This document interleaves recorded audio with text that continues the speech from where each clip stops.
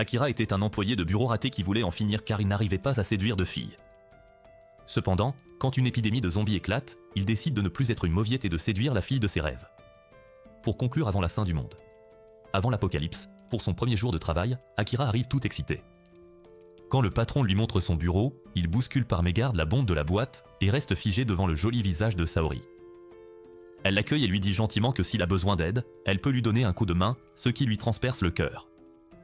Plus tard ce soir-là, Akira et ses collègues vont au restaurant et en buvant un verre, il remarque à nouveau Saori. Il se sent motivé pour l'impressionner car elle est tout à fait son genre. Mais à la fin de leur soirée arrosée, au lieu de rentrer, tout le monde se lève soudainement pour retourner travailler. Akira retourne au bureau, choqué de voir ses collègues travailler toute la nuit. Il passe plusieurs jours au bureau à finir ses tâches avant de pouvoir enfin rentrer dormir, réalisant que sa boîte est une entreprise toxique. Durant sa première année, il découvre que les employés dorment au bureau pour finir leur dossier, n'ont pas de vacances et sont payés en retard. Lors de sa deuxième année, il espère qu'un missile détruira l'endroit. Mais juste à ce moment, Akira voit Saori s'approcher de lui avec un déjeuner. La seule chose qui le maintient sain d'esprit est la fille qu'il aime en secret. Cependant, Akira a aussi découvert que chaque jour, le patron appelle Saori dans son bureau pour profiter d'elle. À la troisième année, la fatigue l'écrase et Akira sombre de plus en plus dans la dépression. Chaque soir avant de dormir, il souhaite ne jamais se réveiller. Pourtant, le lendemain matin en partant au travail, il sort et remarque un avertissement concernant son abonnement. Il se rend chez le gérant de l'immeuble pour payer et il frappe à sa porte plusieurs fois, mais personne ne répond. La porte est ouverte, alors Akira entre pour voir un homme en train de dévorer furieusement quelqu'un. L'homme se jette sur lui, forçant Akira à s'enfuir à l'extérieur. Mais dehors, encore plus de gens, poussés par la faim, se mettent à le poursuivre. Akira réalise que ce sont des zombies. Pour la première fois, il comprend qu'il n'a plus besoin d'aller travailler et son monde s'illumine soudainement. Se sentant libre, il saute de l'appartement et s'enfuit loin des zombies avec le sourire. Il se rappelle à quel point le monde est beau, réalisant que l'invasion zombie lui offre son premier jour de congé. Ravi, il commence à réfléchir à ce qu'il pourrait faire pendant ses vacances imprévues, puis se souvient de Saori. Akira se demande si elle va bien, et il se fiche qu'elle soit la maîtresse secrète d'un autre, il veut juste la voir. Il se rend à son appartement, déterminé à lui avouer ses sentiments, même si l'immeuble grouille de zombies. Arrivé devant sa porte, le stress monte alors qu'il se demande quoi lui dire. Il sonne mais personne ne répond, alors il ouvre la porte et remarque une paire de chaussures d'homme à l'entrée. Soudain, son patron apparaît. En sous-vêtements, déjà transformé en zombie. Akira déclare qu'il démissionne parce que son travail est trop déprimant. Prenant son courage à deux mains, Akira pousse son patron par la fenêtre, le neutralisant. Épuisé, il reprend à peine son souffle quand Saori apparaît soudainement. Il s'effondre en réalisant que Saori est aussi devenu un zombie après s'être amusé avec le patron. En larmes, il lui avoue ses sentiments mais ne peut se résoudre à lui faire du mal. Au lieu de ça, il s'enfuit, obligé de quitter la femme qu'il aime. Ce soir-là, Akira se repose dans une supérette. Il s'achète une boisson et savoure son goût rafraîchissant. Il réalise qu'il n'aura plus jamais besoin d'aller travailler, mais aussi qu'il pourrait mourir à n'importe quel moment. Dans le magasin, il commence une liste des 100 choses qu'il veut faire avant de mourir ou de devenir un zombie. Quelques jours plus tard, Akira rêve que son collègue lui hurle de finir son travail, et Akira travaille si dur que ses mains et la tête de son collègue saignent. Soudain, Akira se réveille et réalise que tout n'était qu'un rêve. Il remarque qu'il n'a plus à aller travailler à cause de l'apocalypse zombie, et cette idée l'excite. Il est si ravi qu'il décide de nettoyer sa chambre immonde, chose qu'il n'a pas faite depuis des années. En rangeant, Akira réalise qu'il n'a pas ressenti une telle excitation depuis longtemps. Et voir sa chambre propre apaise son esprit. Puis il attrape une bière et la boit aussitôt, heureux de savourer un tel plaisir tout en séchant le travail. En buvant, Akira regarde les infos et apprend que tout Tokyo est en danger à cause de l'épidémie zombie. Il s'interroge sur l'avenir, mais décide de s'en soucier plus tard, préférant glander et boire plus de bière. Quand il vérifie son frigo pour en reprendre, il est choqué de voir qu'il n'en a plus. Forcé d'aller chercher de la bière, il regarde dehors et voit à quel point tout est dévasté. Pendant ce temps, dans l'immeuble voisin, un couple panique sur ce qu'il faut faire à l'avenir. L'homme tente de calmer la femme, mais son stress et sa panique finissent par le faire paniquer aussi. Il sort sur le balcon pour réfléchir et est choqué de voir Akira descendre juste à côté. Akira se présente et explique qu'il doit descendre par leur balcon car sa cage d'escalier est pleine de zombies. L'homme propose de le laisser entrer, mais Akira refuse poliment, disant qu'il doit aller à la supérette. Le couple est stupéfait, mais il demande alors à Akira de leur prendre des provisions pendant sa course. Akira part au magasin à vélo et remarque que le nombre de zombies a augmenté depuis hier. Il sait que s'il est encerclé, il pourrait mourir, mais il s'en fiche, il lui faut juste cette bière. Quand il arrive, il se sent heureux, chantant même une chanson. Mais à l'intérieur, Akira est surpris de voir une jeune femme survivante. Il remarque aussitôt sa beauté et se sent gêné, se rappelant qu'il chantait bizarrement juste avant. Il tente de discuter, expliquant sa présence, mais elle ne répond pas. Avant de partir, il propose d'échanger leurs contacts, mais elle refuse, lui disant qu'il n'analyse clairement pas les risques car il vient juste chercher une bière en ignorant l'essentiel pour survivre comme un parfait idiot. Avant qu'Akira ne puisse répondre, des zombies font irruption dans le magasin. Il tente aussitôt de protéger la fille, mais elle le plaque au sol. Au moment où un camion percute le magasin, fauchant les zombies et les sauvant tous deux, la fille part à vélo sans dire grand chose, et Akira n'en revient pas d'avoir rencontré quelqu'un d'aussi génial et beau. Lorsqu'il sort, des zombies commencent à le poursuivre. Son vélo est détruit par le camion, et il ne sait pas comment rentrer, mais il voit un scooter abandonné dans la rue. Excité, il y voit une amélioration pour semer les zombies, mais il réalise qu'il peut trouver encore mieux. Il repère une Harley laissée avec les clés encore dessus. Souriant, Akira grimpe dessus, repartant à toute allure tout en manquant de mourir au passage. Finalement, Akira arrive à son appartement. Il grimpe sur le balcon de ses voisins, songeant à sa journée bien remplie, mais quand il apporte les provisions au couple, il découvre que l'endroit a été attaqué et qu'ils sont morts. À minuit, Akira boit la bière qu'il a rapportée tout en regardant les informations. Il réalise que la vie est courte et qu'il doit en faire plus avant de mourir. Il ouvre son carnet de 100 choses à faire et écrit quelques vœux, comme gravir une montagne ou rencontrer son idole, Johnny Saint. À mi-chemin, il s'arrête pour penser à ses parents, puis ajoute le vœu de rentrer chez lui pour passer du temps avec eux, finissant sa liste à 33 vœux. Pendant ce temps, le jour où Akira cherchait sa bière, la fille superbe et géniale qu'il a rencontrée s'est réveillée chez elle. Elle commence aussitôt son entraînement sur tapis roulant et consomme des protéines. En faisant son jogging, elle entend les nouvelles confirmant l'apocalypse zombie. Déterminée, la belle crée sa propre liste de 100 points, cette fois des règles de survie, un peu comme dans Bienvenue à Zombieland. Elle regarde ensuite plusieurs films de zombies pour étudier leurs différents types. Pour parfaire ses préparatifs, elle décide d'observer les zombies autour de son appartement. Elle réalise que si elle affronte plusieurs types à la fois, ses chances de survie chutent. Sachant qu'elle doit se ravitailler, elle se rend à vélo dans une supérette. Elle installe sa caméra pour repérer les zombies aux alentours. En faisant ses provisions, elle aperçoit un délicieux mochi à la fleur de cerisier. Tentée, elle allait le prendre, mais s'arrête, se rappelant sa règle, limiter le sucre. À ce moment, ses capteurs lui signalent une présence à proximité. Elle va voir et est surprise de découvrir un autre survivant, Akira. Quand il entre dans le magasin, elle reste calme et observe sa réaction. Elle comprend vite qu'il est inoffensif, mais est déçue de le voir prendre de la bière. Bientôt, des zombies s'attroupent dehors, attirés par sa présence. Alors qu'Akira tente de lui parler, les zombies font irruption. Akira veut la protéger, mais elle le plaque au sol tandis qu'un camion fauche des zombies. Elle quitte le magasin, étonnée qu'un type aussi imprudent qu'Akira ait survécu si longtemps. Soulagée d'avoir survécu et fait le plein, elle analyse plus tard ses vidéos de zombies. Mais elle tombe alors sur l'enregistrement d'Akira. Elle le voit sourire, buvant joyeusement sa bière en pleine apocalypse. Cela la surprend et lui fait regretter de ne pas avoir pris ce mochi pour profiter un peu. À Shinjuku, dans un club d'hôtes, Sho, l'hôte numéro 1, ainsi que ses collègues et une orpheline. Sho lui offre des friandises pour la consoler, mais elle ne cesse de pleurer. Un ami de Sho arrive et l'informe que des zombies encerclent l'établissement. Sho dit poliment à la fille qu'il doit s'absenter, mais elle tremble de tout son corps. Voyant cela, Sho lui promet de revenir la chercher, ce qui finit par la calmer. Sho et ses amis s'arment de cocktails Molotov pour défendre la zone contre les zombies. La horde approche, et pendant le combat, l'un d'eux est blessé et infecté. Pendant que la bataille fait rage, Akira arrive à Shinjuku sur sa moto. Il est choqué par la foule de zombies, mais rien ne l'arrête, il cherche son meilleur ami, Kancho. Quelques heures plus tôt, Akira se réveille et remarque que sa barbe commence à pousser. Il cherche l'inspiration pour la laisser pousser, voulant tester de nouvelles choses. Après s'être dessiné une fausse barbe, il abandonne l'idée et décide de se raser. Soudain, son téléphone sonne, il a reçu une demande d'amis.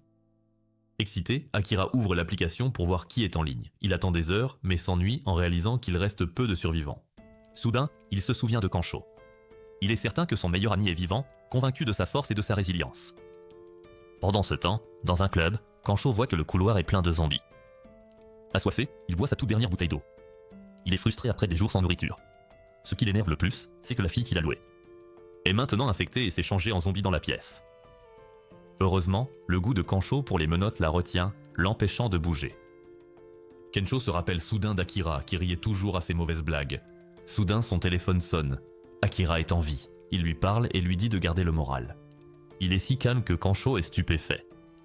Kancho explique qu'il est coincé à Shinjuku par les zombies. Mais Akira s'en fiche, lui demande son adresse et raccroche avant de foncer vers Shinjuku. Akira se remémore son passé avec Kancho. À la fac, Kancho était populaire, mais il était quand même très lié. Plus tard, Kensho a réussi dans l'immobilier alors qu'Akira s'échinait au travail. Lors d'un dîner, Kensho s'est vanté de sa vie privée, ce qui a agacé Akira. Kensho lui a dit de démissionner, mais Akira l'a accusé de frimer, ce qui a brisé leur amitié. Désormais, Akira regrette d'avoir passé des années dans un job qu'il détestait, et sauver Kensho est l'occasion de revivre leurs bons vieux moments. À Shinjuku, Sho est le dernier survivant. Il accepte son sort, pensant que c'est une mort noble après tout ce qu'il a fait. Alors qu'un zombie se jette sur lui, un klaxon retentit soudain, attirant tous les zombies au loin, et Sho n'en revient pas d'être encore en vie. Les zombies de l'hôtel de Kansho sont également attirés par le bruit. Ils entourent la voiture, qui explose ensuite, et c'est Akira qui a tout déclenché. Entendant le bruit, Kansho sort dans le couloir et est stupéfait de voir qu'il n'y a plus de zombies. Il cherche un endroit sûr, mais tombe soudainement sur Akira, ce qui le choque. Akira s'excuse bruyamment pour leur dispute, avouant sa jalousie face au succès de Kansho, et regrette de ne pas avoir suivi ses conseils. Kansho est sans voix, confus qu'Akira soit venu jusqu'ici juste pour s'excuser. Avant qu'il ne réponde, des zombies font irruption dans l'hôtel à cause des excuses bruyantes d'Akira. Les deux sont forcés de fuir vers le toit. Le temps presse, Kansho panique, convaincu que c'est la fin. Mais Akira a un autre plan, il dit à Kansho qu'ils doivent sauter sur l'immeuble d'en face. Kansho pense que c'est impossible, mais Akira saute quand même, s'en sortant avec quelques bleus. Il presse Kensho de le suivre, et terrifié, Kensho avoue qu'il ne peut pas sauter. Il confesse qu'il déteste son travail. Révélant que derrière les sourires et le luxe, il se sent vide. Sa richesse et son succès ne sont qu'une façade, car il n'a jamais aimé être agent immobilier, il voulait être humoriste. Akira l'encourage, lui disant qu'en tant qu'ami, il doit écouter ses conseils 7 fois. Il pousse Kansho à quitter son job et à sauter vers son véritable rêve. Kensho finit par comprendre. Reculant de quelques pas, il sprinte et saute alors que les zombies allaient l'attraper. Le vent déchire ses vêtements, le laissant nu de façon embarrassante, et Akira éclate de rire devant la scène. En plein vol, Kansho réalise qu'il ne va pas y arriver, s'accrochant désespérément au rebord. Il appelle Akira, implorant son aide. Juste avant qu'il ne tombe, Akira lui saisit soudain la main et le remonte. Kansho survit, bien qu'il soit blessé. Akira craint qu'il ait été mordu, mais Kensho explique qu'il s'est juste écorché les bijoux de famille. Le soir même, les deux se détendent nus sur le toit, en buvant des bières. Ils rient du travail, de la vie et de leur avenir. Kansho admet qu'il admire Akira, le voyant comme quelqu'un qui a quitté son job, choisi la liberté et pourrait réussir l'apocalypse. Mais tous deux en rient, sachant qu'ils ne peuvent pas sauver le monde. Quelques jours plus tard, toujours sur le toit, pendant qu'Akira joue, Kansho prépare un délicieux déjeuner. Akira et Kansho conviennent que faire du camping à domicile en plein Tokyo est une excellente idée. Puis, après qu'Akira a fini de jouer, ils vont prendre leur déjeuner. Akira est surpris par la cuisine de Kansho et est jaloux car Kansho lui dit que cuisiner est la clé pour séduire. Akira jure à Kansho qu'il va trouver une fille pour lui donner tort et malgré l'apocalypse, Kansho lui souhaite bonne chance. Après le déjeuner, Akira se remet à jouer à ses jeux. En lisant la liste des 100 choses à faire d'Akira, Kensho sent qu'il avait encore la tête au travail en l'écrivant, parce que les choses qu'il a écrites sont complètement lunaires. Ensuite, Kensho ajoute ses propres idées, car Akira n'en a pas encore écrit 100. Akira tente de l'arrêter, mais Kensho lui rappelle que sans lui, il serait mort dans un love hotel miteux à Shinjuku. En entendant cela, Akira laisse Kensho écrire sur sa liste. Ensuite, Akira écrit qu'il veut avoir une télévision géante. Il décide donc d'aller en chercher une. En chemin, Akira demande à Kensho pourquoi il veut devenir humoriste. Kensho explique que même s'il en est encore loin, c'est son rêve depuis qu'il est tout petit. Akira se demande alors quel était son propre rêve d'enfant, et s'il s'agissait vraiment de travailler dans un bureau. Akira arrête sa moto face à une impasse, devant un chemin en flammes, alors que le magasin de télévision est pourtant tout proche. Soudain, un camion-citerne sème le chaos, projetant des voitures dans les airs. Akira et Kensho sont coincés, et Kensho hurle à Akira d'agir, sachant que le camion explosera en les atteignant. Akira évalue les risques, puis se souvient de la jolie fille et a une idée. Alors que le camion fonce sur eux, Akira emprunte une rampe, l'esquivant de justesse. Il se dirige ensuite vers le centre commercial souterrain pour les protéger de l'explosion de la citerne. Kensho n'en revient pas qu'Akira ait eu cette idée, mais une fois dans le centre souterrain, il se retrouve encerclé par des zombies. Il repère un magasin à proximité. Ils abandonnent donc la moto et se précipitent à l'intérieur, fermant vite la grille pour bloquer les zombies. Kensho panique et ne comprend pas comment Akira reste si calme, pensant encore aux télévisions en plein chaos. Alors qu'ils reprennent leur souffle, un groupe de filles apparaît soudainement. Les filles les éclairent et soupirent de soulagement, voyant qu'Akira et Kensho ne sont pas infectés. L'une d'elles panique à l'idée d'être piégée, mais Kensho la calme en l'encourageant à rester positive. Ces mots inspirent le groupe et ils se dirigent vers le rayon alcool pour boire un coup.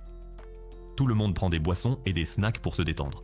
Akira et Kensho échangent un regard, réalisant qu'ils viennent de rayer « dîner chic » de leur liste. Bientôt, les filles se présentent, Reika, Maki et Yukari, toutes 3 hôtesses de l'air. Akira et Kensho sont aux anges, car leur rêve était de dîner avec des hôtesses de l'air. Akira tente d'aborder Yukari en lui demandant si elle a un petit ami.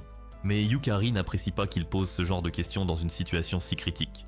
Embarrassé, Akira se tourne vers Kensho pour obtenir de l'aide, mais à sa surprise, Kensho est déjà en train de flirter avec Maki. Et contrairement à Akira, le charme de Kensho opère vraiment sur Maki. Jaloux de l'humour et du look de Kensho, Akira se rappelle ses conseils sur la cuisine et les filles. Décidé à impressionner, Akira se présente hardiment au groupe et descend une bouteille entière de tequila. Amusé, Reika le rejoint avec plus d'alcool et le groupe s'anime grâce au coup d'éclat d'Akira. Plus tard, Kensho et Maki s'éclipsent au rayon literie pour un moment d'intimité. Pendant ce temps, Akira s'écroule dans les toilettes pour vomir. Alors qu'il est malade au-dessus de l'évier, Yukari vient l'aider. Akira est surpris par la gentillesse de Yukari et commence à croire qu'elle a des sentiments. Elle avoue qu'elle s'inquiète pour lui parce qu'il a trop bu, mais elle révèle ensuite qu'elle a déjà un petit ami qu'elle espère revoir bientôt. Akira est déçu, mais reconnaissant pour ce court instant où il a pu rêver. Pendant ce temps, Reika boit beaucoup et commence à se plaindre de ses problèmes. L'homme du groupe, déjà mordu par un zombie, voit son état empirer. Il rampe vers Reika alors qu'elle est trop ivre pour s'en rendre compte. Soudain, il l'attaque et elle se met à hurler. Kensho l'entend et veut l'aider, mais Maki, ivre, s'accroche à lui. Réclamant un autre tour, il insiste et l'entraîne pour découvrir que Reika est déjà devenu un zombie. Horrifié, il regarde Reika attaquer et dévorer Maki. Kensho s'en veut d'avoir laissé quelqu'un mourir, mais s'alarme en voyant que l'homme mordu a disparu. Pendant ce temps, Akira et Yukari discutent de son métier d'hôtesse dans la cage d'escalier. Akira se confie sur son travail de bureau, lui disant que travailler n'était qu'un rêve d'emprunt. Yukari avoue qu'elle n'aimait pas non plus son job, mais quand Akira lui demande son vrai rêve, elle y repense. Soudain, l'homme mordu leur tend une embuscade et mord Yukari. Akira le pousse dans les escaliers, mais Yukari lui dit de l'abandonner. Akira refuse, incapable de la laisser après s'être ainsi rapprochée. Yukari explique pourquoi elle lui a frotté le dos, car enfant, une hôtesse de l'air l'avait calmée ainsi en plein vol. Dès lors, elle a voulu le devenir, réalisant que c'était son rêve depuis toujours. Akira pleure alors qu'elle prononce ces derniers mots. L'homme mordu revient à la charge, mais Yukari se sacrifie pour le retenir. Akira s'enfuit, jusqu'à ce qu'il retrouve Kensho. Soulagé, Akira apprend que Kensho a déniché une télévision géante. Ils comprennent qu'ils doivent fuir car tout le monde est désormais infecté. Ils se ruent dehors, voient que les rues sont désertes et rentrent vite avec leur butin. Le soir, en cuisinant, Kensho confie son traumatisme après la perte des hôtesses. Pendant ce temps, Akira repense aux mots de Kensho et Yukari sur les rêves d'enfant. Résolu, Akira ajoute un point à sa liste, se souvenir de son rêve d'enfant. Petit, Akira avait sauvé le chien de son ami des mains de 2 individus. Il se faisait appeler Akira G, le super-héros de la justice qui n'a peur de rien. Mais il se réveille et réalise que ce n'était qu'un rêve. Il voit sa liste, ce qui lui rappelle son rêve d'enfance. Le soir, Kensho informe Akira que tout le Japon est en danger. Pourtant, des villages s'isolent à Hokkaido, donc la famille d'Akira pourrait être en vie. Kensho décide alors de se teindre en blond pour tourner la page inspirée par Akira et pour avoir du style en tentant de devenir humoriste. En voyant Kensho en blond, Akira se rappelle leurs propos sur les rêves d'enfance. Soudain, Akira annonce à Kensho qu'il veut devenir un super-héros. Il explique avoir toujours voulu être comme Batman ou Spider-Man, sauvant les gens sans rien attendre. Il veut aider les gens coûte que coûte, son idée étant de devenir le héros qui sauve l'humanité des zombies. Kensho est surpris par l'enthousiasme d'Akira, mais le soutient de tout cœur. Même s'il ne vole pas, Akira a déjà cherché comment vaincre les zombies. Ensemble, Kensho et Akira se dirigent vers l'aquarium. Ravis de pouvoir accéder aux coulisses.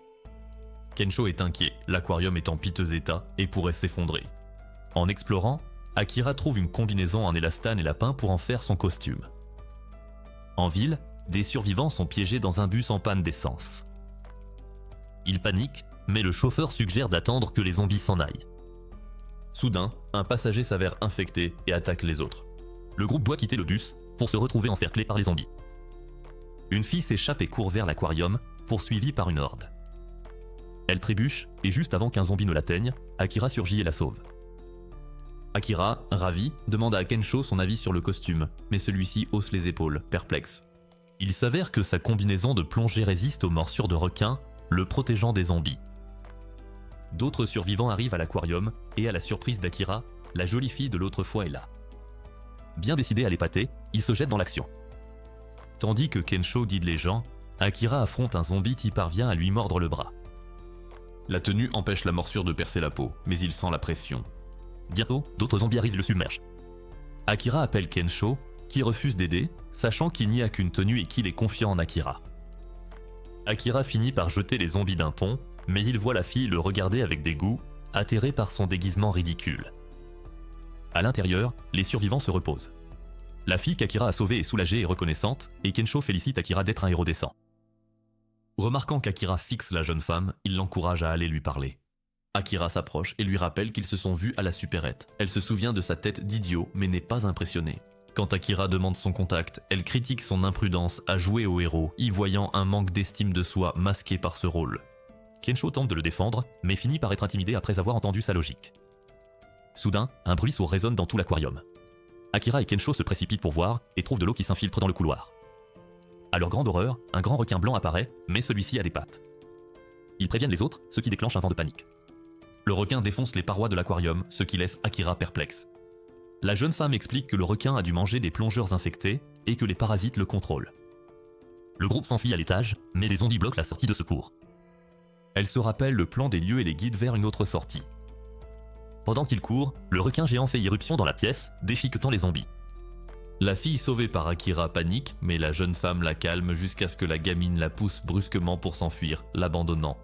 Kensho et les autres s'échappent par la sortie de secours, mais Akira remarque que la jeune femme n'a pas suivi. Il retourne immédiatement la chercher, tandis que Kensho peine à rouvrir la porte coincée. Elle avoue détester voyager en groupe, pensant que cela ne fait qu'augmenter ses chances de mourir. Alors que le requin charge, Akira surgit et transperce ce sushi géant et détraqué.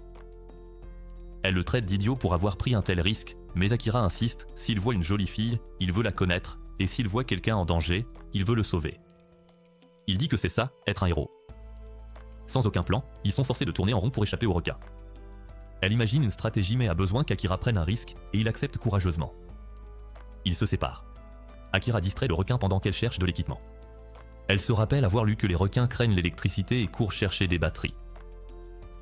Akira esquive de justesse les attaques du requin, mais finit par trébucher et tomber. Acculé, il se prépare au pire. C'est alors que Kensho réapparaît, montrant son étoile de mer au requin pour le distraire et gagner du temps. Le requin manque de dévorer Kensho, mais Akira le défie directement, faisant preuve d'un courage de vrai héros face à son ennemi. La jeune femme revient avec des batteries chargées et les tend à Akira. Alors que le requin bondit, Akira active les batteries et le frappe de plein fouet au visage, le battant une bonne fois pour toutes. Le monstre terrassé, Akira, Kensho et la jeune femme se regroupent, tandis que les autres survivants s'en vont. Akira coche un autre élément de sa liste de choses à faire, devenir un super-héros, fier de l'avoir accompli. Kensho le taquine en disant qu'il forme un super duo avec la fille, ce qui le gêne. Alors qu'il marche, elle remarque le carnet des 100 choses à faire d'Akira. Elle s'arrête et révèle qu'elle a sa propre liste, non pas de rêves, mais de règles strictes pour assurer sa survie.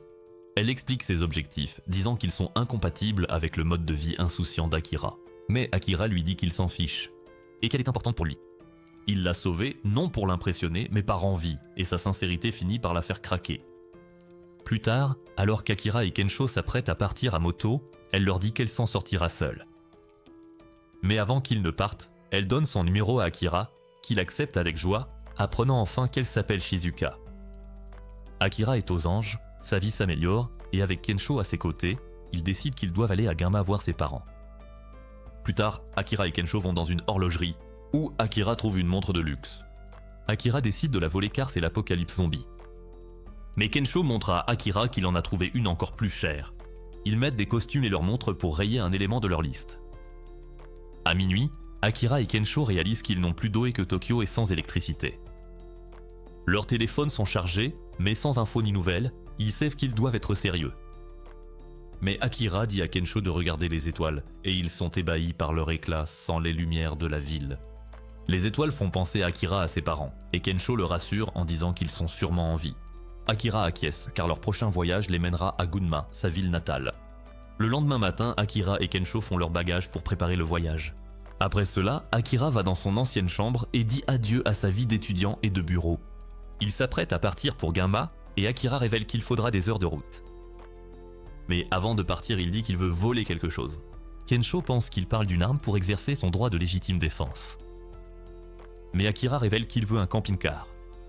Un endroit où deux potes peuvent dormir, cuisiner et voyager durant l'apocalypse zombie. Tous deux sont d'accord, alors ils vont chez un concessionnaire et tombent sur Shizuka. Akira est surpris de la voir et se dit qu'ils sont faits l'un pour l'autre, car c'est leur troisième rencontre fortuite. Kensho et Akira comprennent qu'elle veut quitter Tokyo, alors Akira lui propose de venir à Gama. Shizuka refuse, ne voyant aucun intérêt à faire équipe avec ces idiots car elle n'a pas de raison de les rejoindre. Akira a le cœur brisé en entendant cela. Kensho lui demande alors ce qu'elle fait là. Shizuka explique qu'après des centaines de films de zombies, elle sait qu'un camping-car est idéal. Akira est ravie qu'elle ait la même idée et lui propose encore de venir, mais elle refuse à nouveau. Kensho la piège en soulignant qu'elle n'a pas le permis et qu'elle pourrait se mettre en danger seule. Akira renchérit en disant que voyager ensemble est plus sûr et amusant avec un chauffeur, ce qui force Shizuka à accepter. Il entre chez le concessionnaire, émerveillé par les nombreux modèles. Pendant que les gars regardent, Shizuka cherche celui qui serait le plus adapté à l'apocalypse. Elle finit par trouver un modèle tout-terrain capable d'éviter facilement les zombies. Mais quand elle veut leur montrer, Akira et Kensho ont déjà choisi le camping-car le plus cher. Akira l'adore car il est tout confort, mais Shizuka n'est pas d'accord. Il est trop gros pour circuler entre les voitures. Elle montre le sien, mais Kensho l'incite à s'amuser un peu, devinant qu'elle a aussi un modèle préféré.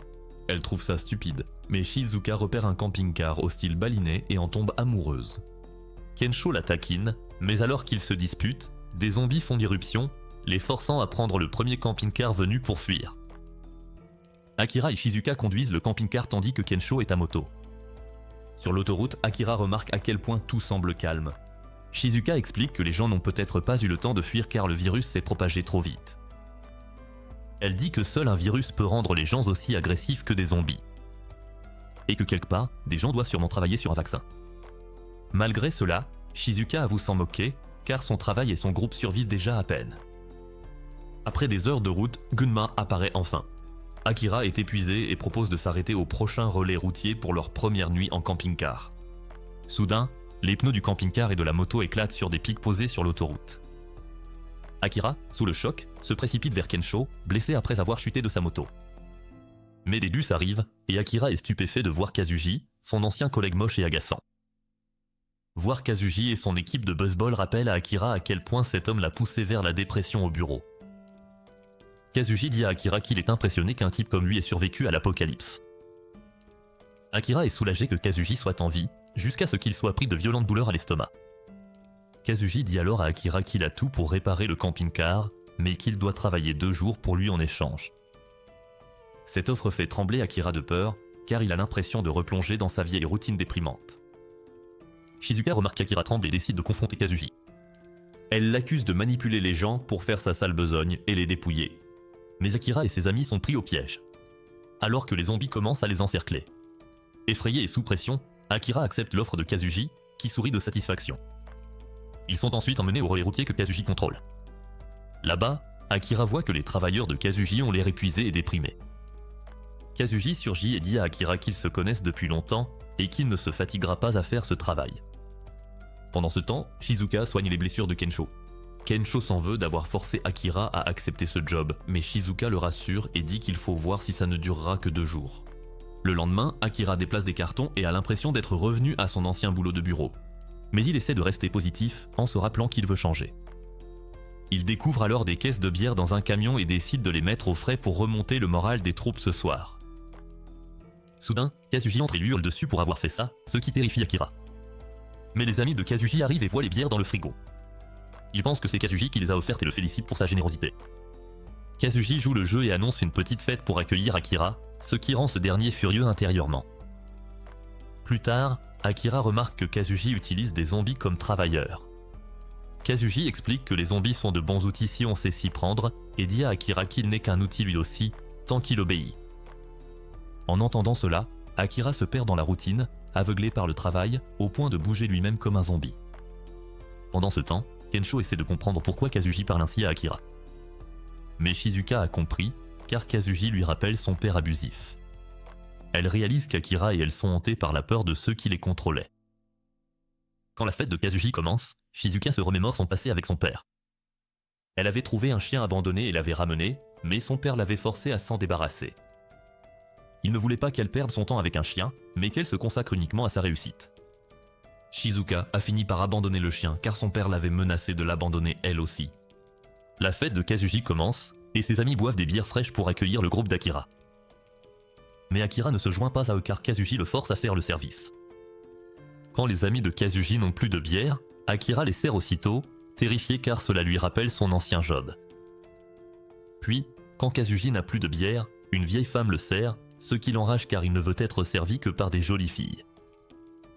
Il ordonne à Shizuka de le servir, et alors qu'elle lui verse à boire, Kozuji remarque sa silhouette. Il lui propose de boire un verre avec lui, et elle finit alors la bouteille entière d'un seul trait.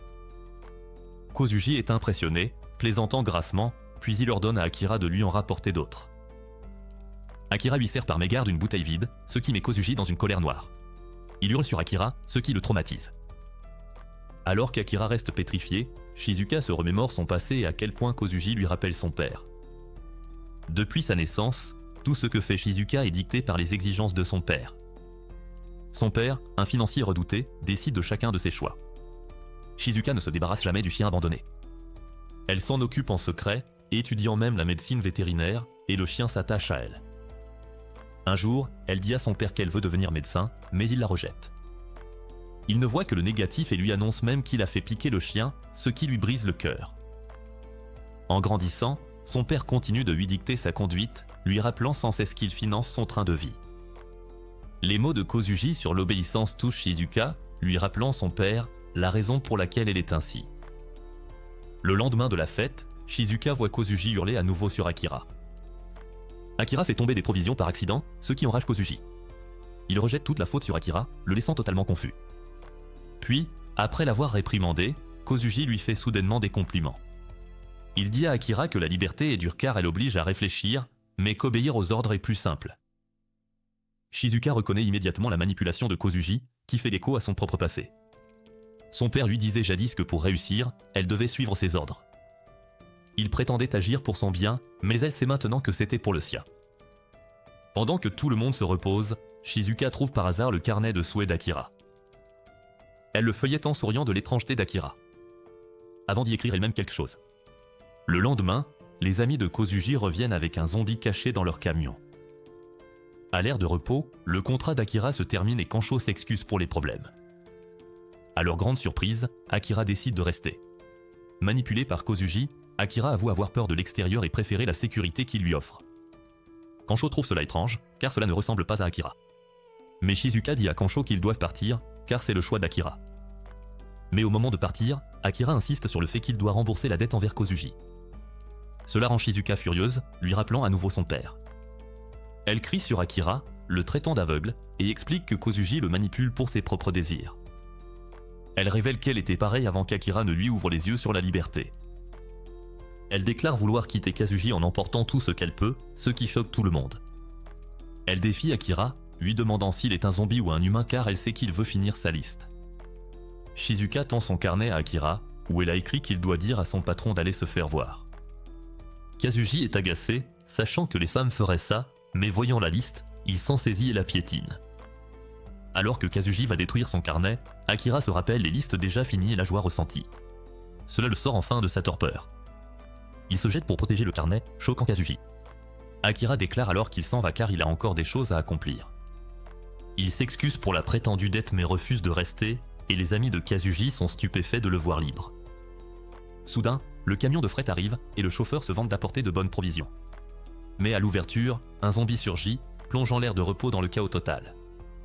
Kazuji tente de calmer tout le monde, disant qu'il n'y a qu'un zombie, mais la panique gagne. Un chauffeur de bus terrifié percute l'air, libérant par accident les zombies prisonniers de Kazuji. Ils attaquent les ouvriers, forçant Akira, Kancho et Shizuka à grimper sur le toit des camping-cars. Kancho tente de sauver quelqu'un, mais échoue, réalisant qu'il ne peut pas sauver tout le monde. Akira voit Kazuji poursuivi par des zombies, il élabore un plan et demande au sbire de Kazuji de l'aider.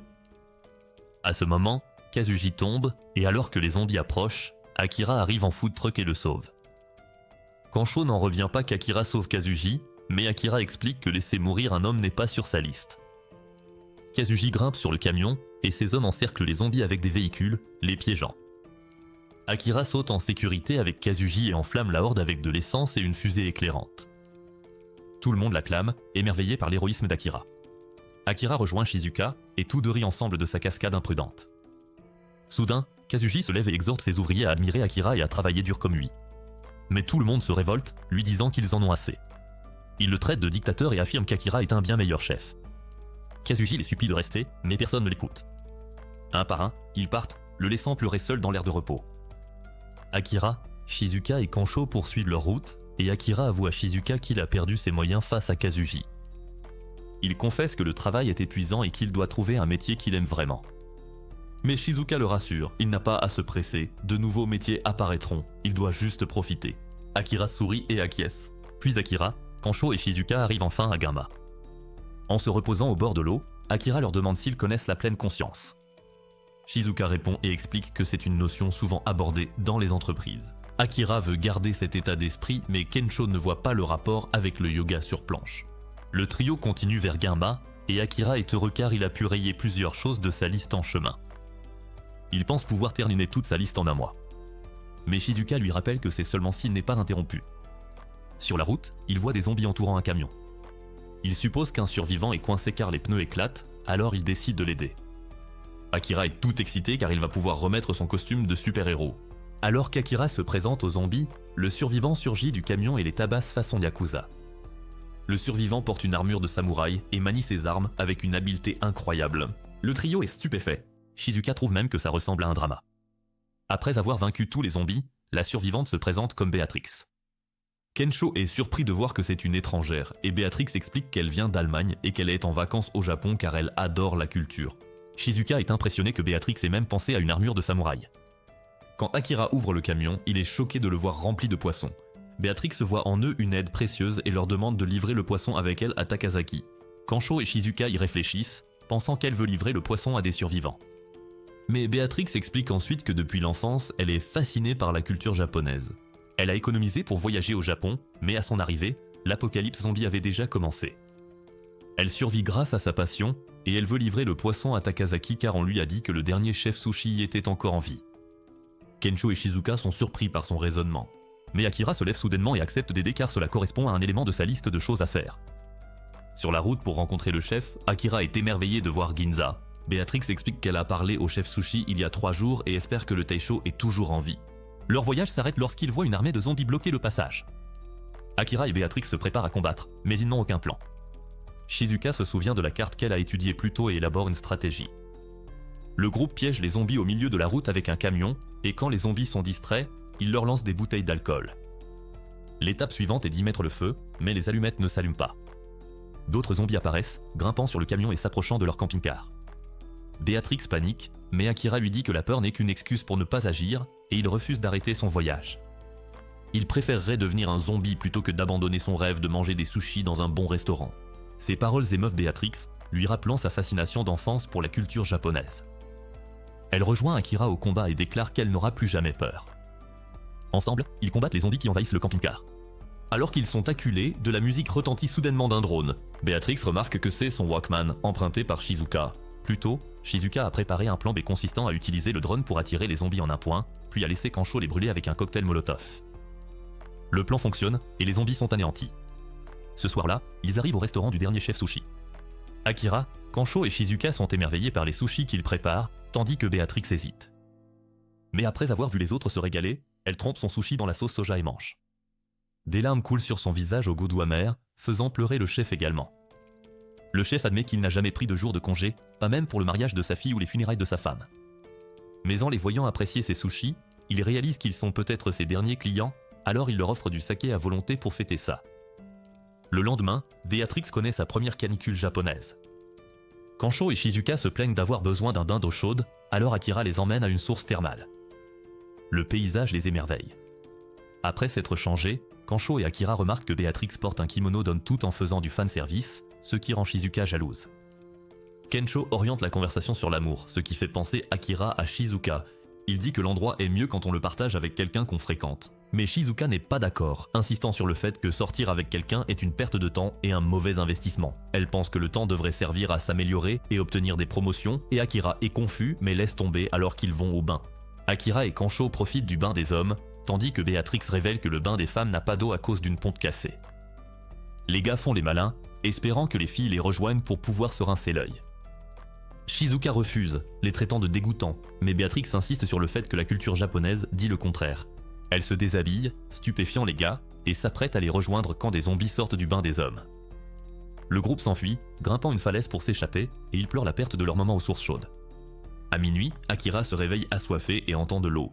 Il découvre une source chaude naturelle dans les montagnes et saute dedans. À sa grande surprise, Shizuka est déjà là. Gênés, ils se font face dans le plus simple appareil et Shizuka tente de le chasser, mais Akira insiste sur le fait que se détendre dans un bain chaud est sur sa liste. Shizuka reste à contre-cœur et il s'assoit à l'écart dans l'eau, embarrassé. Shizuka s'excuse d'avoir rejeté sa vision de l'amour, admettant que la désapprobation de son père a influencé ses paroles. Elle se confie sur elle-même, surprenant Akira. Elle sourit, disant qu'elle est nulle en romance, mais que si elle tombe amoureuse, elle veut que ce soit de quelqu'un avec qui elle peut être ouverte comme elle l'est maintenant. Ils rougissent tous les deux violemment, réalisant ce que Shizuka vient de dire, et elle tente rapidement de s'expliquer. Juste au moment où Akira essaie de dire quelque chose, Kancho et Béatrix arrivent. Kancho les taquine sur le fait de sortir ensemble, ce qui les rend encore plus embarrassés. Puis il les rejoint, ne voulant pas tenir la chandelle, et Béatrix se déshabille aussi et se joint à eux, complétant un autre élément de sa liste, profiter d'un bain de source chaude. Il y a des années, avant qu'Akira ne parte pour Tokyo, il parle à son père de ses besoins. Son père lui dit qu'un homme qui n'a pas de rêve n'est rien comparé à une méduse, mais Akira n'écoute pas car son père n'est qu'un humble fermier de campagne. Akira et son groupe poursuivent leur voyage vers Gunma, où Kancho prépare une petite phrase pour impressionner les parents d'Akira. Akira est nerveux à l'idée de les rencontrer car cela fait des années qu'il ne les a pas vus, et leur précédente rencontre était gênante à cause de leurs opinions divergentes sur son travail de bureau. Il sait que ce sera encore gênant et s'inquiète de ce qu'ils diront quand ils apprendront qu'il a démissionné. Soudain, Akira arrête le camping-car car la route du tunnel menant à sa ville natale est bloquée. Il sort pour vérifier, à sa grande surprise, une armée de zombies attend derrière le barrage. Le village d'Akira se trouve juste après le tunnel, et, malgré son enthousiasme, Béatrix suppose que le village a disparu. Mais après qu'Akira a regardé à travers le tunnel, il sent que personne de sa connaissance n'est là. Shizuka sent ce qu'Akira ressent et suggère qu'ils prennent le chemin de la forêt. Il entre dans la forêt pour rejoindre le village d'Akira, et Shizuka explique que le tunnel et c'est l'écart des zombies de la ville continuent d'apparaître, mais elle pense que le village lui-même est sûr. Pendant qu'Akira lui parle, un vieil homme apparaît soudainement, poursuivi par un sanglier zombifié. Le groupe se précipite pour l'aider, et Béatrix abat le sanglier avec son arc, sauvant l'homme. Le vieux bonhomme se présente comme Masaru, un charpentier. Il explique que les zombies viennent des villes, ce qui l'oblige à chercher refuge dans la forêt. En tant que charpentier, il choisit les bois car il peut facilement y construire une maison ou une cabane dans les arbres. Masaru leur montre fièrement sa cabane dans les arbres, et Akira en tombe instantanément amoureux, car construire une cabane est l'un de ses objectifs. Masaru dit qu'il est seul dans la forêt depuis un moment, mais cela ne le dérange pas, car il n'est pas interrompu, et les zombies ne peuvent pas l'atteindre car il peut toujours construire plus haut. Tout en montrant la cabane, Akira propose de l'aider à la terminer. Shizuka soupçonne qu'il ne le fait que parce que c'est sur sa liste, mais Masaru accepte leur aide, et Akira devient extatique. Masaru apprend à Akira et Kensho comment construire la cabane parfaite. Il leur dit qu'ils doivent comprendre la forêt, et que s'ils ont un doute, ils doivent interroger la forêt. Il explique que s'ils apprennent à l'écouter, ils peuvent devenir attentifs et entendre la voix de la nature elle-même. Akira est émerveillé, comme si ce vieux type était Gandhi, car la leçon semble profonde, et il la relie à sa propre vie, réalisant quelque chose de nouveau sur le monde et sur lui-même. Alors qu'il continue de bâtir, Masaru loue le talent d'Akira, disant qu'il lui rappelle son fils. Quand Akira l'interroge sur son fils, l'ambiance devient soudainement pesante. Masaru révèle alors que sa femme a mordu leur fils, et qu'il a dû les achever tous les deux. Ce souvenir fait perdre l'équilibre à Masaru, mais Akira le rattrape et lui assure son soutien. Ensemble, ils finissent de construire la cabane. Le groupe en profite quelques heures, mais Akira surprend tout le monde en décidant de partir de suite. Il explique qu'il ressent le besoin impérieux de revoir ses parents. Masaru comprend et leur dit qu'il restera dans la forêt s'ils ont besoin de lui. Le groupe se sépare et reprend la route vers le village d'Akira. Ils atteignent la gorge de la faim, seul chemin possible car le tunnel est bloqué. Sur ce terrain dangereux, Akira raconte des histoires sur son village, et Béatrix note que c'est un atout car les zombies auraient du mal à passer. Ils finissent par franchir les obstacles et aperçoivent le village d'Akira au loin. À mesure qu'ils approchent, l'anxiété d'Akira grandit. Il craint de décevoir ses parents, mais s'efforce de rester positif, impatient de les revoir. À leur arrivée, le village semble désert, et Akira se précipite à la recherche de ses parents. La peur le gagne, mais à sa surprise, les villageois font la fête dans une maison. Dès qu'ils le voient, quelqu'un s'écrie qu'Akira est de retour. Akira regarde son père et exprime sa gratitude pour tout ce que ses parents ont fait pour lui. Mais son père s'approche et le frappe, le réprimandant d'être venu de si loin juste pour dire ça. Il lui dit de réfléchir davantage, lui rappelant que le monde est plongé dans le chaos. Puis il invite les amis d'Akira à rester et retourne travailler dans son champ. Shizuka est surprise, elle ne s'attendait pas à une telle réaction du père d'Akira. Au déjeuner, la mère d'Akira sert un repas simple, mais ils sont tous affamés. Elle explique à Shizuka que l'isolement du village les aide à survivre à tout, même aux zombies. Elle révèle que des citadins ont cherché refuge ici, mais certains étaient infectés, forçant les villageois à bloquer le tunnel. Cependant, certains survivants ont pu rester et vivent désormais en paix au village. Béatrix s'enthousiasme et suggère à Akira d'ajouter la rénovation d'une maison à sa liste. Akira approuve, mais se rappelle qu'il est venu pour passer du temps avec sa famille et aider ses parents. Après le repas, les amis d'Akira explorent le village, appréciant son atmosphère nostalgique. Pendant ce temps, Akira veut aider sa mère, mais elle insiste pour tout faire seule et lui dit de se reposer. Il s'assoit et la regarde, se sentant à la fois reconnaissant et inutile. Peu après, son père l'appelle pour l'aider au champ. Akira le rejoint et tente de discuter, mais son père reste laconique, ce qui frustre Akira. Une fois fini, Akira se rend compte qu'il a du mal à trouver comment aider ses parents.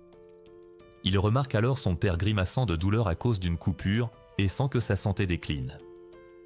Il l'aide à rapporter les légumes au village et aperçoit un groupe de personnes arrivées. Parmi eux se trouve un homme qu'Akira reconnaît vaguement et son père explique qu'il vient de la ville. Mais Akira s'inquiétant les voyant se diriger vers le tunnel. Cet homme est Kanta, un ancien citadin au chômage après avoir été rejeté par les entreprises.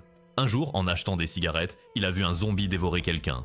Terrifié, il a pris la fuite pour découvrir que toute la ville était envahie. Mais au lieu de désespérer, Kanta s'est senti libéré.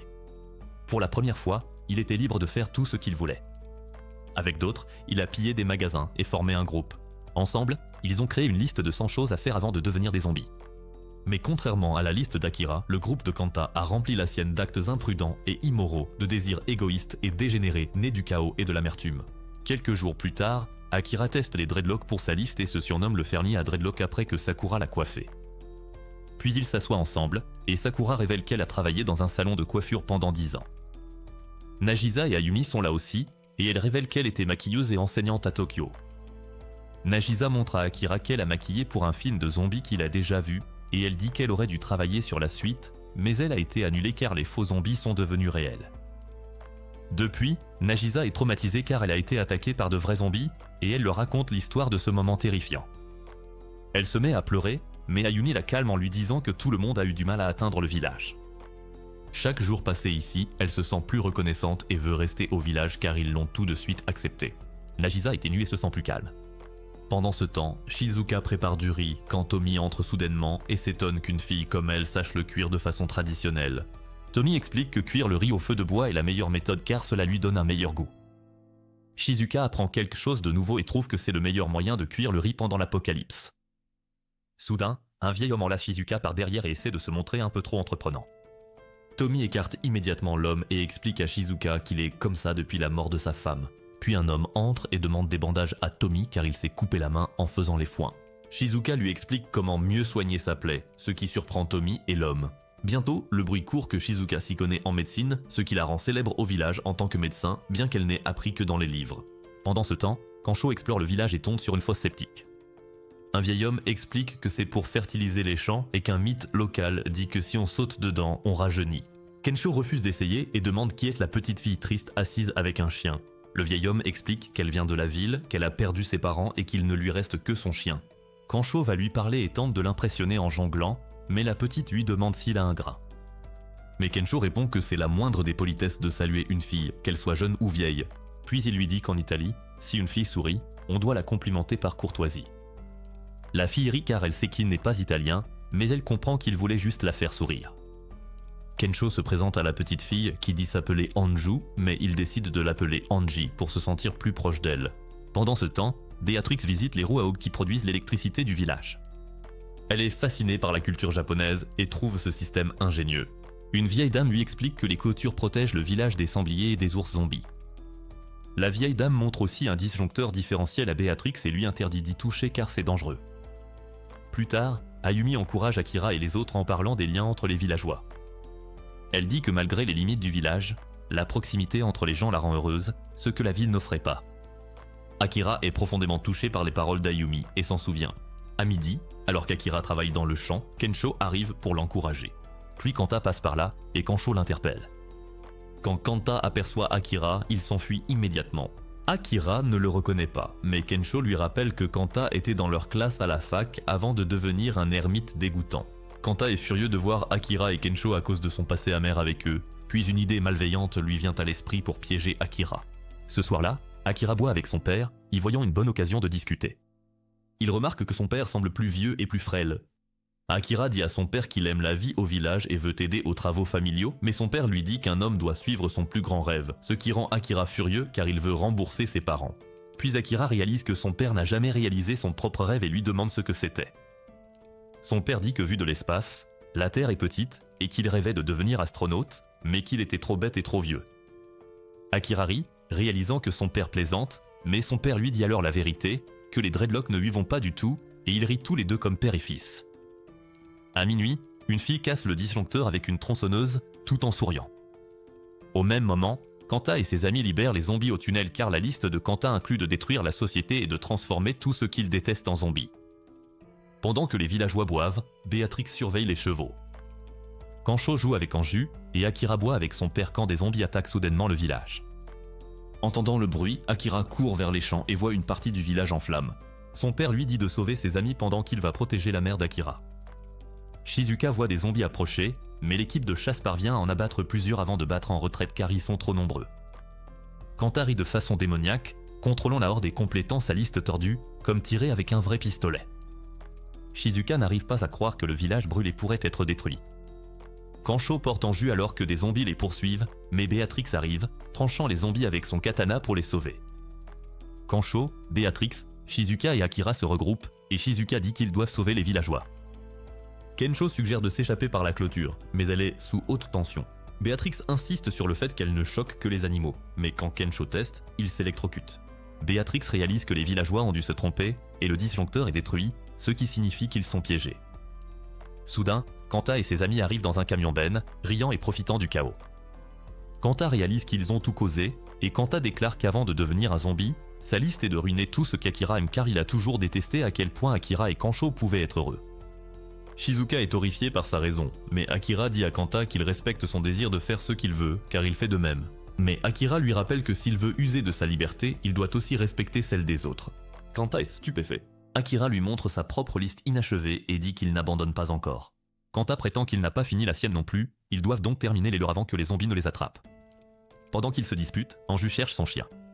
Béatrix va essayer de réparer le disjoncteur mais est suivie par l'un des amis de Kanta. Akira dit à Shizuka qu'il doit rembourser ses parents, ce qu'elle ne comprend pas totalement mais à quoi elle s'identifie émotionnellement. Après que Shizuka soit allé aider les villageois, Kensho remarque qu'Anju a disparu et dit à Akira qu'il doit la trouver.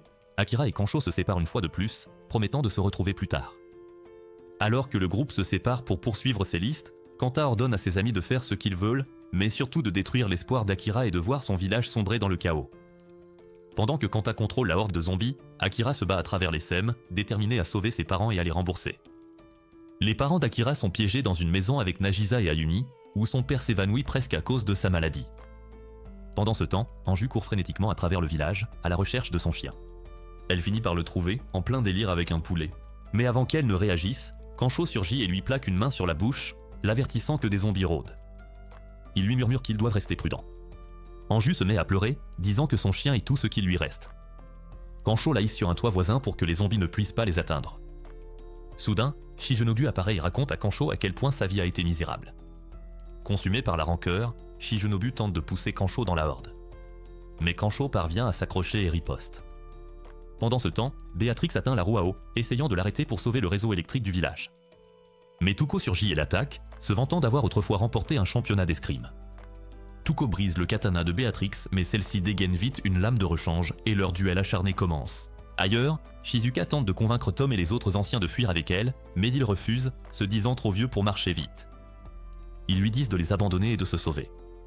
Mais voyant les zombies encercler la zone, Shizuka décide de les attirer ailleurs, agissant sans calcul pour la première fois. Dans la maison barricadée, les parents d'Akira et les autres restent piégés alors que les zombies se rapprochent. Soudain, Akira fait irruption, abattant plusieurs zombies.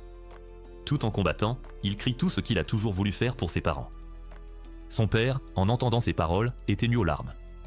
Alors qu'Akira est sur le point d'être submergé, son père le tire à l'intérieur et lui dit que s'il veut vraiment les rembourser, il doit s'occuper de sa mère avant de partir se sacrifier.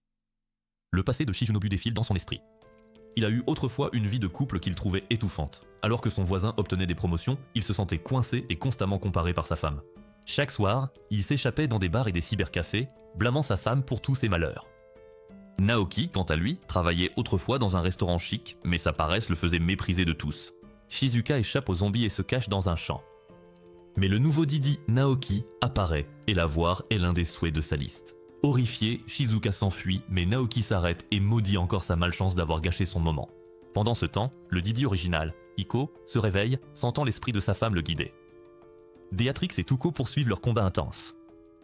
Tuko est impressionné par le talent de Béatrix mais s'impatiente et fait vrombir sa tronçonneuse, attirant les zombies.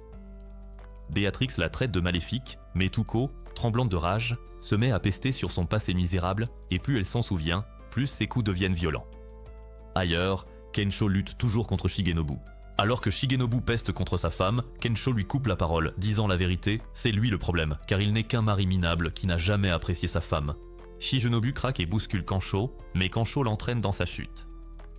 Les zombies se rapprochent et Shigenobu panique. Réagissant vite, Kensho plonge dans la fosse septique pour se cacher, tandis que Shigenobu, terrifié, court vers la clôture et s'électrocute. Acculé, Shizuka se prépare à être embrassé jusqu'à ce qu'il coralie les vieux villageois pour la sauver, criant qu'ils ont survécu à pire que des zombies. Shizuka distrait Naoki en parlant de la façon de changer sa chance, ce qui l'enrage. Il pointe une arme sur elle, mais Iko arrive à temps et fait sauter l'arme de la main de Naoki d'un coup de feu. Shizuka a un soupir de soulagement et Naoki fonce à nouveau sur elle. Mais les anciens se précipitent, l'assommant par respect pour le courage de Shizuka. Alors que Naoki gît vaincu, il blâme toujours sa malchance. Shizuka lui dit que la chance ne change que lorsque le comportement change. Se tournant vers les anciens, elle les remercie, disant que c'est elle qui a de la chance de les avoir.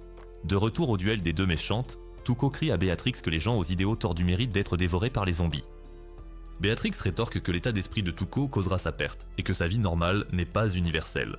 Tuko refuse d'écouter, mais profitant de sa rage, Béatrix attire les zombies vers la roue à eau. Alors qu'ils s'agglutinent, elle grimpe dessus, utilisant son mouvement pour bloquer le mécanisme. La roue s'effondre, manquant de peu d'écraser Tuko. Elle esquive, choquée d'avoir été surpassée par une étrangère. Mais Béatrix l'abandonne, et les zombies dévorent Tuko là où elle se trouve. Pendant ce temps, le père d'Akira se bat désespérément dehors, frappant les zombies. Akira tente d'ouvrir pour l'aider, mais son père lui hurle de rester enfermé sous peine de tous mourir. Akira regarde impuissant son père repousser les morts vivants. Alors qu'il n'en reste que 3, son père se tient soudain la poitrine, son cœur lâchant. Il s'effondre, réalisant que son heure est venue, prêt à mourir pour protéger sa famille. À ce moment, Kanta arrive en camion-benne, écrasant les zombies et sauvant le père d'Akira. Mais ses intentions sont sombres. Il sourit et dit à Akira qu'il veut le voir devenir un zombie. Prenant son père en otage, Kanta force Akira à choisir entre sauver son père ou tous les autres. Petit, Kanta avait beaucoup d'amis et passait ses étés à faire la fête au bord de la piscine. Mais en grandissant, ses amis remarquent son introversion naturelle et finissent par s'éloigner. Pendant des années, Kanta a vécu dans la solitude, que ce soit à l'école ou chez lui. À l'université, il tente de changer pour se faire des amis, mais tous continuent de le voir comme un introverti. Un jour, furieux de ne pas pouvoir changer, il aperçoit Akira riant joyeusement avec ses amis. L'envie le ronge car Akira semble toujours heureux, naturellement entouré de gens. Par pur ressentiment, Kanta prend le père d'Akira en otage pour détruire ce bonheur qu'il n'a jamais eu. Akira est acculé et ne sait plus quoi faire. Alors qu'il s'apprête à sortir, son père le lui interdit, car cela risquerait la vie de tous. Akira proteste qu'il ne peut pas le regarder mourir, mais son père révèle que ses jours sont comptés. Confus, Akira apprend par sa mère que son père est malade et que les médecins sont impuissants.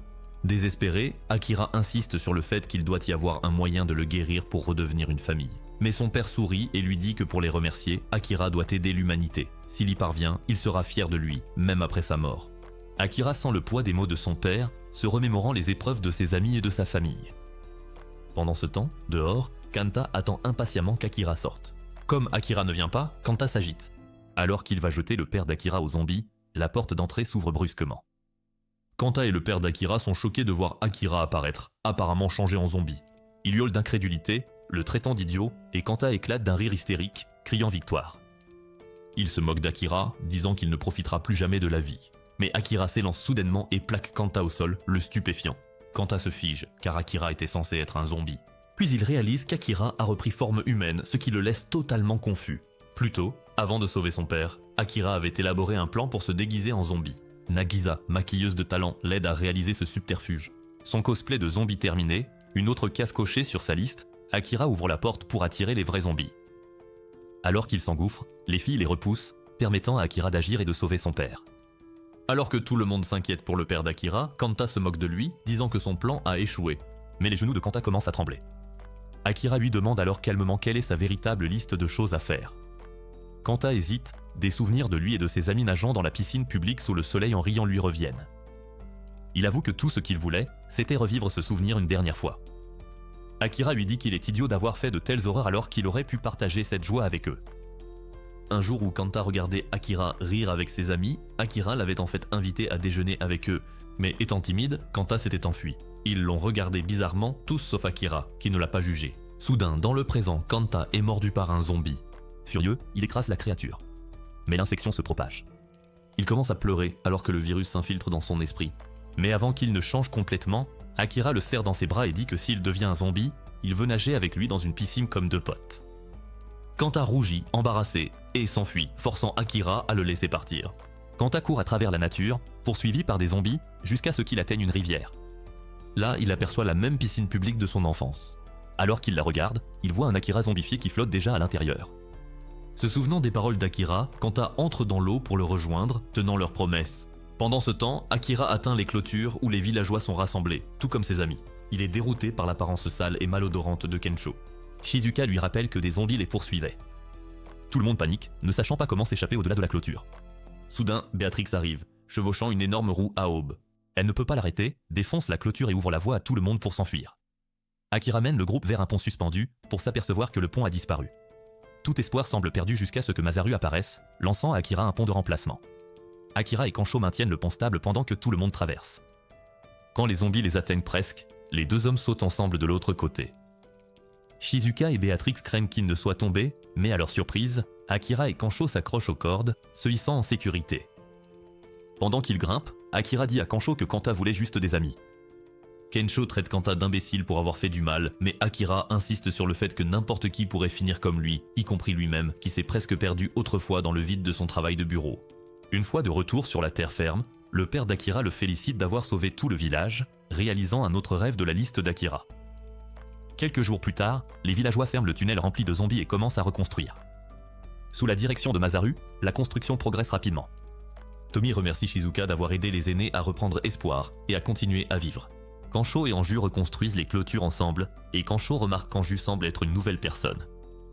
Elle lui dit qu'elle a fini de pleurer sur les zombies parce que quelqu'un l'a enfin fait sourire, remerciant ce beau gosse de Kensho de lui avoir remonté le moral. Ce soir-là, Akira s'occupe de son père malade. Sa mère lui dit que son père s'est toujours inquiété pour lui, non pas à cause de l'apocalypse zombie, mais depuis le jour où Akira est parti pour Tokyo. Submergé par l'émotion, Akira promet que s'il arrive quoi que ce soit, il s'occupera de sa mère et du village. Puis sa mère révèle la vérité. Son père n'a que des hémorroïdes. Le groupe est stupéfait par cette maladie stupide, et Akira éclate de rire de soulagement. Toujours souriant, il se souvient du conseil de son père de rêver grand. Soudain, Akira se lève et annonce qu'il quitte le village pour voyager à travers le pays afin de sauver le monde et soigner les hémorroïdes de son père. Ses amis sont choqués, mais son père rayonne de fierté devant le grand rêve de son fils. Akira écrit une nouvelle entrée dans sa liste de choses à faire, guérir les hémorroïdes de son père. Puis il invite tout le monde à ajouter ses propres rêves. Le groupe se rassemble, griffonnant de nouveaux objectifs pour leur prochaine aventure, ce qui rend les parents d'Akira fiers. Le lendemain matin, Akira et ses amis font leurs adieux. Shizuka rappelle à Hiko qu'elle n'est pas sa femme.